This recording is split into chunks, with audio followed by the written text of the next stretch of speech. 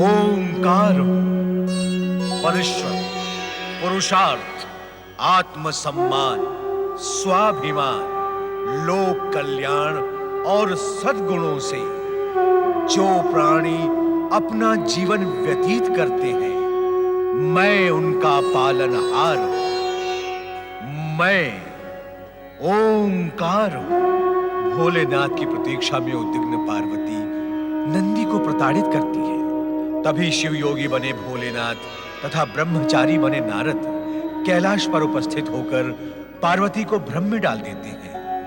भ्रमित तथा क्रोधित पार्वती जब शिव योगी को श्राप देने ही वाली होती है, तभी भोलेनाथ मूल रूप में प्रकट हो जाते हैं। उधर आचार्य धूर्जटि से अपने पिता वज्रसेन के राज्य पर आए संकट के विषय में सुनकर भद्रायु युद्ध के लिए उन्मत्त होता है। ओम नमः शिवाय। नंदी महाराज, अब मैं आपसे क्या पूछने जा रहा हूँ ये तो आप समझ ही गए होंगे। भगवान भोलेनाथ माता पार्वती कैलाश से दृश्य नहीं हुए देवऋषि। भगवान भोलेनाथ को माता पार्वती को कक्ष से लिवाने गए हैं। लिवाने गए हैं? कहाँ ले जाने के लिए? मुझसे कुछ कहा तो नहीं है, परंतु लगता है कि गगन विहार जाने का वो विचार कर रहे हैं। नारायण नारायण। नंदी महाराज, इतनी महत्वपूर्ण बात है और आपको बताया नहीं गया, ये तो बड़े दुख की बात है। नंदी महाराज, आप इस कैलाश के रक्षक हैं, आपको तो इस बात का ज्ञान होना ही चाहिए था।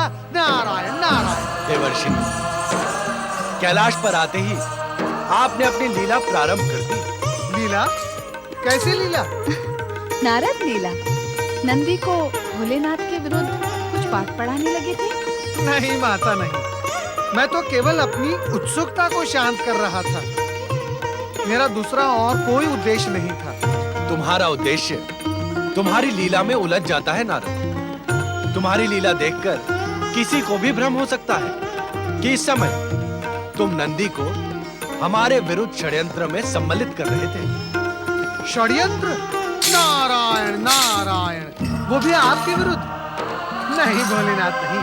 कृपया आप मुझ पर ऐसा घृणित आरोप ना लगाएं। हाँ, कभी-कभी शब्दों से खेल अवश्य लेता हूँ, परंतु वो भी केवल विनोद के लिए। ये विनोद कभी महंगा भी पड़ सकता है देवर्षि, इसलिए शब्दों का खेल खेलने में तनिक सावधानी बरतिए। जो आज्ञा माता, मैं आपकी आज्ञा अवश्य ध्यान में रखूंगा।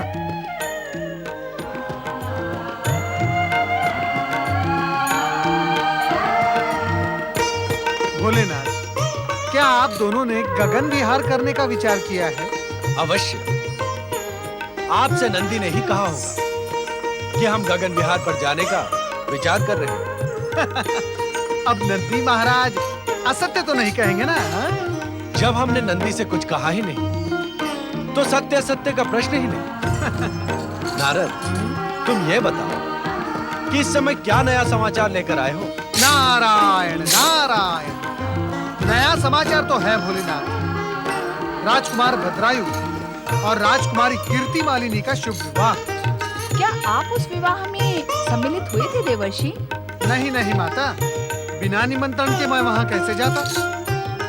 निषाद राज के राज्य में विवाह की जो धूमधाम देखी, भद्रायु और कीर्ति मालिनी को वर वधू के रूप में देखा, तो मैं समझ गया। आप समझ गए कि उन दोनों का विवाह हो चुका है? हाँ हाँ प्रभु, परंतु इस समय आपको यह समाचार देना मेरा उद्देश्य नहीं था। आप दोनों के दर्शन की आकांक्षा लेकर मैं यहाँ आया था, सो मेरी आकांक्षा पूर्ण हो चुकी है। अब आप दोनों मुझे आज्ञा दें। ऐसी शीघ्रता भी क्या है नारद? तनिक हमारे साथ वार्तालाप तो करें। आप जब भी कैलाश पर पधारते हैं तो हमारा मन प्रफुल्लित हो जाता है। नारायण नारायण, ये सब आपकी कृपा है माता। और वैसे भी वार्तालाप करने के लिए कोई भी विषय शेष नहीं रह गया। अब यदि मैं शब्दों का खेल खेलने लगूंगा तो संकट में फंस सकता हूँ। आप मुझे आज्ञा दे ही दें। नारद बहुत चतुर है देव। वे समझ गए कि भद्रायु और कीर्ति मालिनी के विवाह का समाचार सुनने के पश्चात तुम उन्हें देखने की इच्छा व्यक्त करोगे और हमारे लिए गगन विहार करना अनिवार्य हो जाएगा। आपने तो मेरे मन की बात कह दी स्वामी। आप अंतर्यामी जो हैं, अब हमें शीघ्र ही गगन विहार के लिए प्रस्थान करना चाहिए। नंदी, तुम्हारा कथन सत्य था। हमें गगन विहार के लिए जाना ही है। तुमने नारद से हमारे गगन विहार की चर्चा करके कोई भूल नहीं। ओम नमः शिवाय।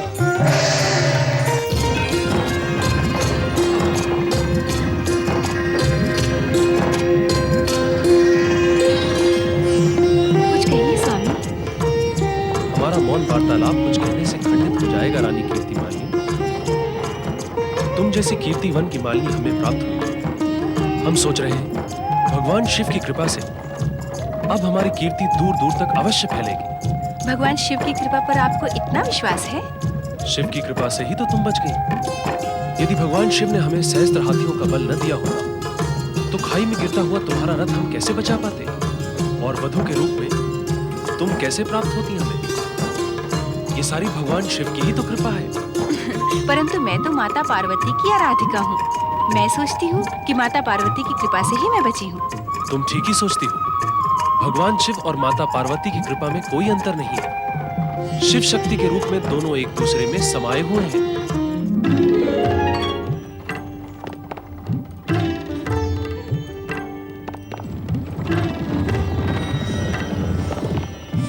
वो देखो देवी, वो है भद्रायु और कीर्ति मालिनी अपने नव विवाह का आनंद मनाने के लिए वन विहार करने जा रहे हैं।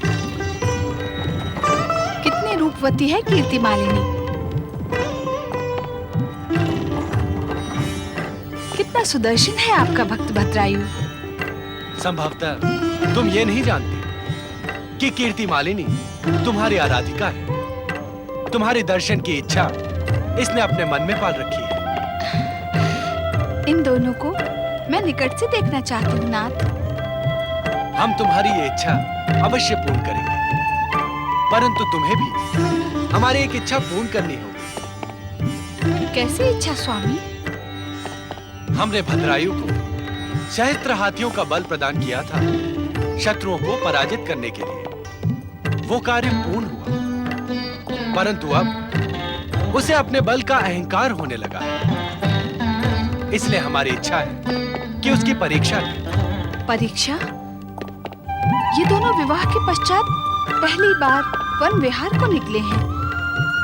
परीक्षा लेकर इनके आनंद में बाधा न डालें स्वामी। तुम घबराओ नहीं देवी। परीक्षा लेने के पश्चात इनका आनंद द्विगुना हो जाएगा।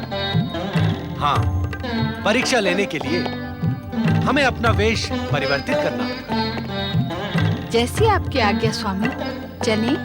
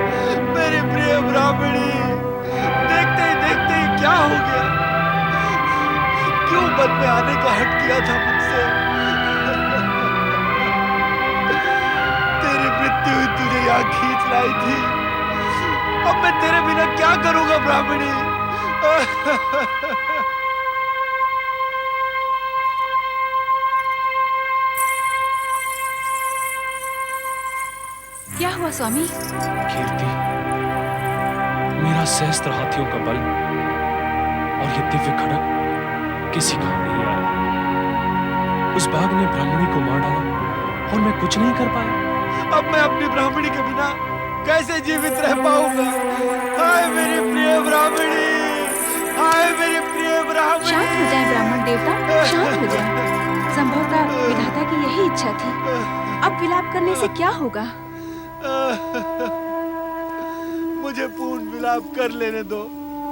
यही विलाप करते करते मैं अपने प्राण त्याग दूंगा। नहीं नहीं ब्राह्मण ब्राह्मणी, नहीं ब्राह्मण देवता। ब्राह्मण देवता, मेरी ब्राह्मण देवता, मेरा विश्वास करें।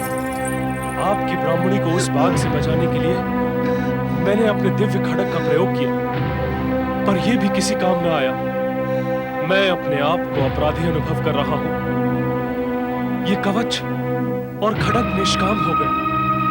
लगता है ये अब मेरे किसी काम के नहीं रहे। इसलिए मैं इन्हें आपके चरणों में रख देता हूं।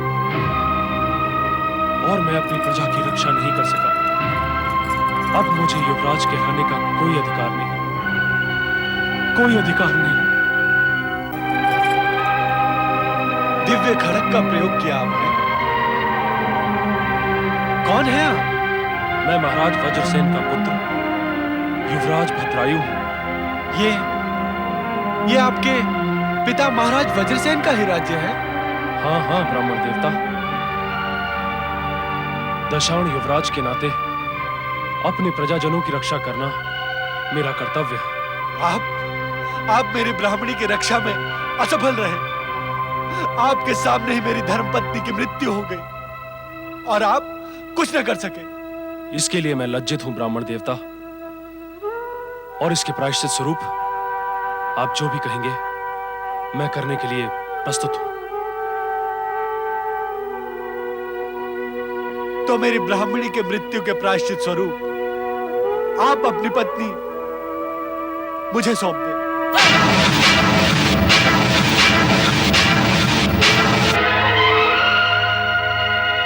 ये आप क्या कह रहे हैं ब्राह्मण देवता? नहीं नहीं, ये नहीं हो सकता। अर्थात आप मेरी ब्राह्मणी के अभाव की पूर्ति नहीं कर सकते? आप ही सोचे ब्राह्मण देवता, क्या कोई पुरुष अपनी विवाहित धर्मपत्नी किसी पर पुरुष के हाथों में सौंप सकता है? यदि ऐसा है तो आप अपने खड़क से मेरा शीश काट दें। मैं अपनी ब्राह्मणी के बिना जीवित नहीं रह सकता। रानी कीर्ति मालिनी, ब्राह्मण देवता ने मेरे सम्मुख एक विचित्र धर्म संकट खड़ा कर दिया है। अब इस धर्म संकट से तुम ही मुझे छुड़ा सकती हो। मैं पतिव्रता हूँ स्वामी, किसी पर पुरुष का हाथ कैसे थाम सकती हूँ? ये तो घोर पाप होगा। तो फिर ब्राह्मण देवता की इच्छा पूर्ति कैसे होगी? यदि इन्होंने प्राण त्याग दिए तो मुझ पर दो ब्रह्म हत्याओं का पाप लगेगा। यदि आपने बलपूर्वक मुझे इस ब्राह्मण को सौंपने का निश्चय किया तो मैं भी जीवित नहीं रहूंगी स्वामी। अर्थात अपनी ब्राह्मणी के बिना मैं जीवित रह सकूंगा, ऐसा सोच रहे हैं आप? ऐसा कदापि नहीं होगा युवराज। यदि आप अपनी धर्मपत्नी मुझे सौंपने के इच्छुक नहीं हैं और अपने खड़क से मेरा वध करना भी उचित नहीं समझते, तो अब मेरे पास एक ही उपाय शेष रह गया है। मरण समाधि लगाकर मैं अपने प्राणों का अंत कर दूंगा। हाँ, अब मैं यही करूंगा। ऐसा न करें ब्राह्मण देवता, आपको मृत देखने से पहले मैं अग्नि में भस्म होकर अपने प्राण दे दूंगा। मुझ पर इतनी दया करें, मेरे सम्मुख प्राण त्याग का निश्चय न करें। मुझे अपनी चिता सजा लेने दें। मैं चिता सजाकर आपके सम्मुख अग्नि समाधि लूंगा। स्वामी, आपके साथ साथ मैं भी जीवित समाधि लूंगी। आपके बिना जीवित रहकर मैं क्या करूंगी? हे विधाता, ये तेरा कैसा न्याय है? मेरी ब्राह्मणी को मुझसे छीन लिया और अब उसका अभाव पूर्ण करने वाली ये स्त्री मेरे आंखों के सम्मुख अग्नि समाधि लेने की इच्छुक है। तुम्हारा यदि यही विधान है तो मैं भी इन दोनों के साथ जलती चिता में कूदकर अपने प्राणों का अंत कर दूंगा। यदि ऐसा है तो यही सही।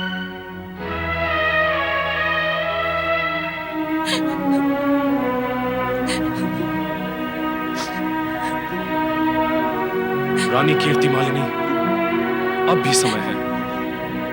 ब्राह्मण देवता के अनुरोध को स्वीकार करके उनकी जीवन संगिनी बन जाओ और अपने इस कर्तव्य का पालन करते हुए मुझे सदा सदा के लिए विसार दो। नहीं, मुझे क्षमा करें ब्राह्मण देवता। स्वामी,